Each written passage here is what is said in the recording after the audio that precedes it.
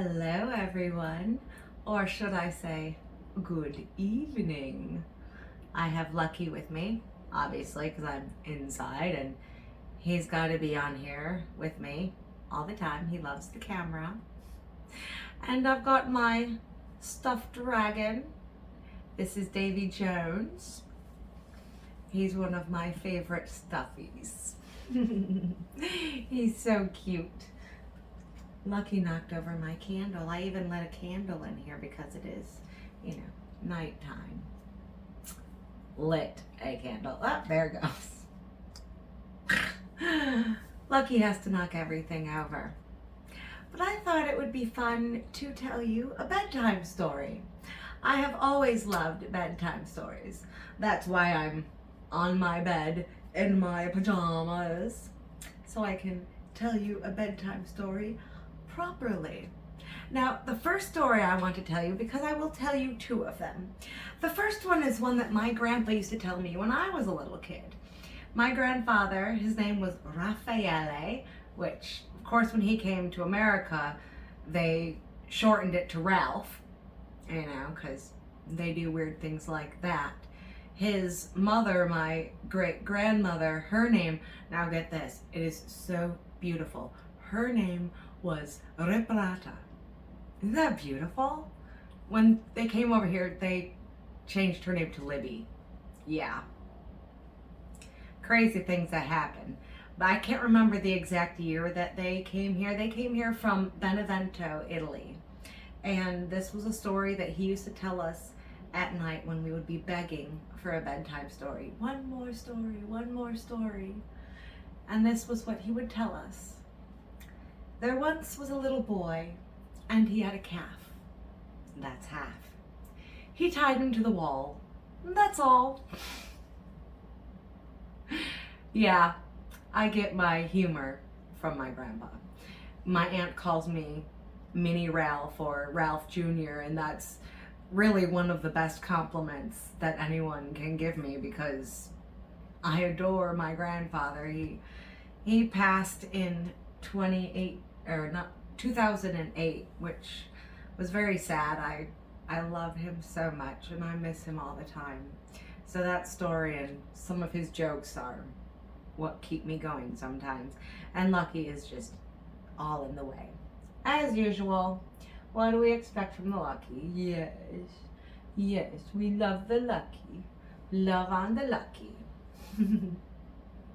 But one of my favorite stories that I've always told, that I used to tell, I used to be a nanny, and I used to nanny two little girls, and when they would want a bedtime story, I would always have some exciting story to tell them. And one of my favorites was a story about pride. And when I'm talking about pride, I'm talking about, one of the 7 deadly sins. Pride goeth before a fall. And the best thing about stories, bedtime stories in particular, like the Brothers Grimm, their stories, they always had a reason. There was always something behind them, something that you could learn. And so this story is about pride. And it is about the proud princess, the wedding veil of the proud princess. And let me first give due to the author of this story, Lucy Maud Montgomery, one of my absolute favorite authors. She wrote the Anne of Green Gables series, which is why I call myself Christy with an E. So I have loved her writing for many, many years. But she tells this story about the proud princess, the wedding veil of the proud princess.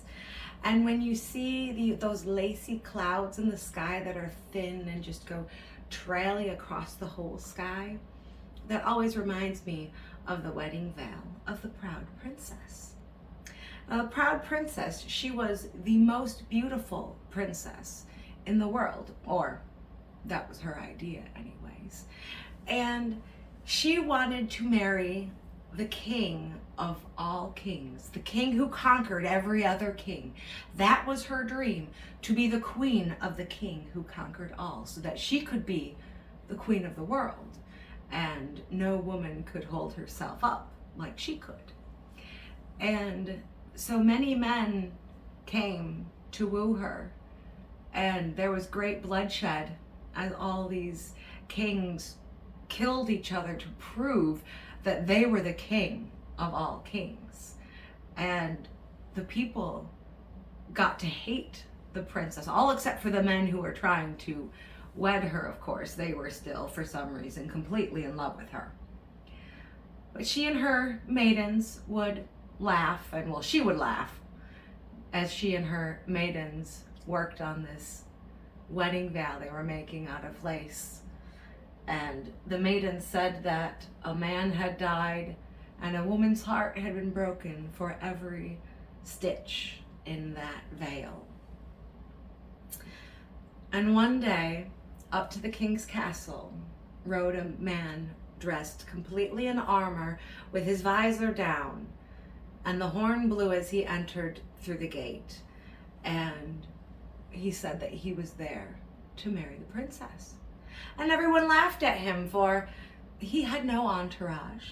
He had no fantastic clothing. He was just in his suit of armor. And she asked him, she said, "How do I know that you are the king of all kings?" He said, "I can prove it to you, but you'd have to come to my kingdom so I could show you the proof. So let's get married right now. And then you, your family, and all of these people can come with us to my kingdom, where I can show you that I am in fact the king who conquers all kings. And if I am not, you can give me back my ring and be rid of me forever." And something nagged at the back of her mind that this sounded strange. It was a very odd proposal, but the idea of being the queen of all was such a big thing to her that she agreed. And the wedding happened immediately. Not once did he lift his visor. No one saw his face. And the princess, though she was very happy, she held herself up very haughtily, but she was as white as her veil because there was fear in the back of her head. After the wedding, there was no merrymaking, there was no party, nothing. He picked her up and put her on his horse with him, and the king and all the courtiers, they all got on their horses as well, and they started riding, and they rode, and they rode, and the wind got colder, and as it got dark, and they were just riding forever, and they came to this valley as it got to be nightfall. And this was a valley, a very dark valley with graves and mausoleums. And the princess angrily said, "Why have you brought me here?" And he said, "Princess, this is my kingdom. I am the king who conquers all kings." And he lifted his visor, and she fainted as he said the next words. He said, "I am death. I have won you fair and square, my queen." And he rode off, leaving her parents, the king and queen, and everyone else just aghast. Never again did they see the proud princess. But when those clouds trail across the sky, people will look up and say, "Oh, look, 'tis the wedding veil of the proud princess." And that just goes to show that pride doesn't get us anywhere except the grave. And that is one of my favorite stories. I do love the darker stories. The stories like Cinderella, the actual story, not the Disney-fied version, but the actual story where the stepsisters danced in hot iron shoes. Yes. Those stories are fantastic. And if you enjoyed this story, there are many more up in my head, and I would love to share them with you. Let me know down in the comments if you'd like to hear some more bedtime stories. I hope you all enjoyed that. And now I think it is time for us to go to bed. What do you think, Lucky? Is it bedtime now? Of course it is, Mummies, and I'm here. I'm ready for bed right now. So good night, all you wonderful people. Mwah. I will catch y'all later. Toodles.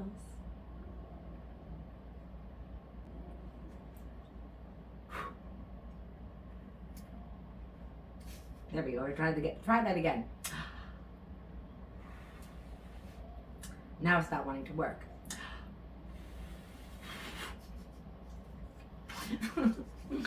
There. Now it's out. Good night. Sleep tight. Don't let the bed bugs bite. And if they do, hit them with a shoe until they're black and blue. Woohoo!